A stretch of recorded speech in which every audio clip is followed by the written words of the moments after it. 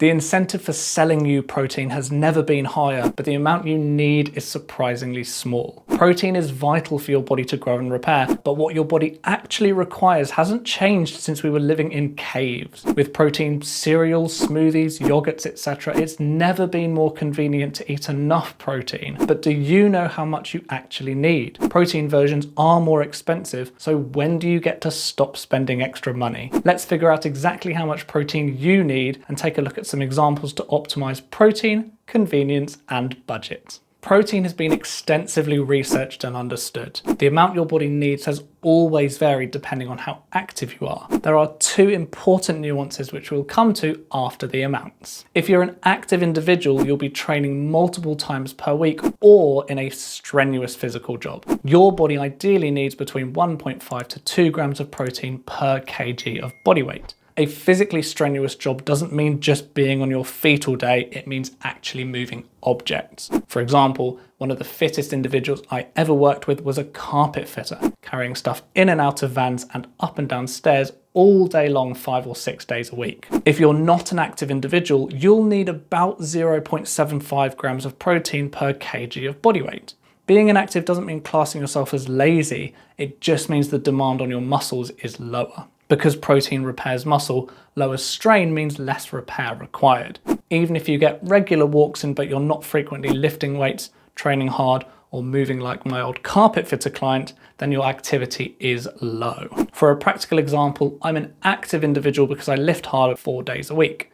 I weigh about 80 kg, so my body requires between 120 and 160 grams of protein per day. You can just multiply your body weight by 1.5 to 2 to find your protein requirement. Easy. If I were inactive, I'd require about 60 grams of protein per day. Again, nice and easy, just multiply your body weight by 0.75. What's interesting here is that those who are active need 2 to 2.5 times the amount of protein. At first glance, that feels like a really big swing.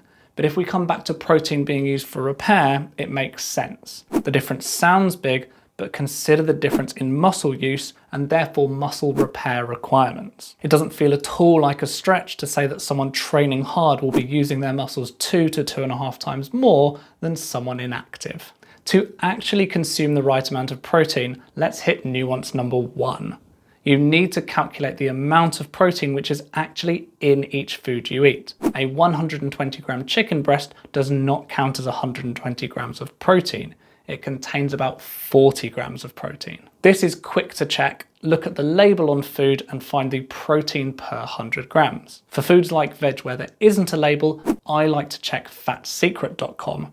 I have no affiliation with them whatsoever. I just like that you can easily see amounts based on per 100 grams or per cup if you work in freedom units. They also have a huge database of information which is easy to use without giving your personal information out. I'll keep nuance number 2 simple, not all sources are equal. What we call protein is made from amino acids, of which there are 20 types. 9 of these are essential amino acids, meaning you must get them from food.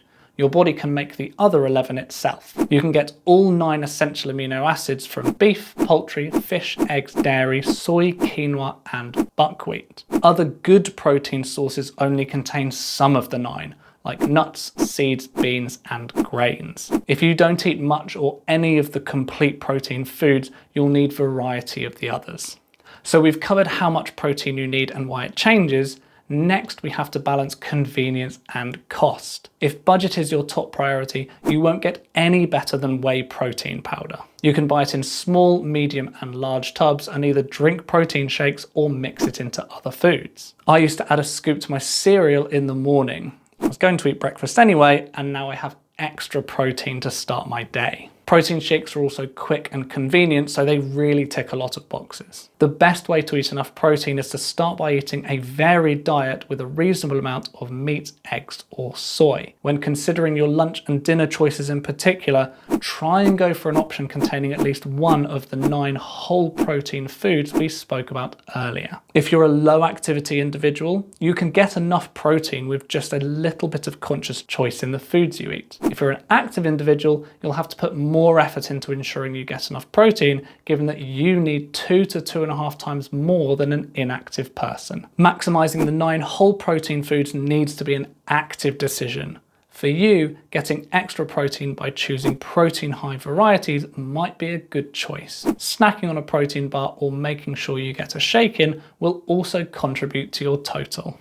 As you can see, it's never been easier to eat enough protein. If you're inactive, multiply your body weight in kg by 0.75 for your daily requirement. If you're active, multiply your body weight in kg by 1.5 and 2 to find your range. When calculating your protein intake, remember to find the total protein weight, not food weight. Use the label, use Fat Secret, or use something else like myfitnesspal. Whichever method you choose, being informed is your objective. You need 9 amino acids from food, and beef, poultry, fish, eggs, dairy, soy, quinoa, and buckwheat contain all 9. Protein powder is an easy way to boost your daily intake. Mix shakes, put it in cereal with milk, blend it into a smoothie, whatever works for you. If you're inactive, just being conscious of protein is probably enough. If you're active, you'll have to work a little harder to deliberately meet your protein goals.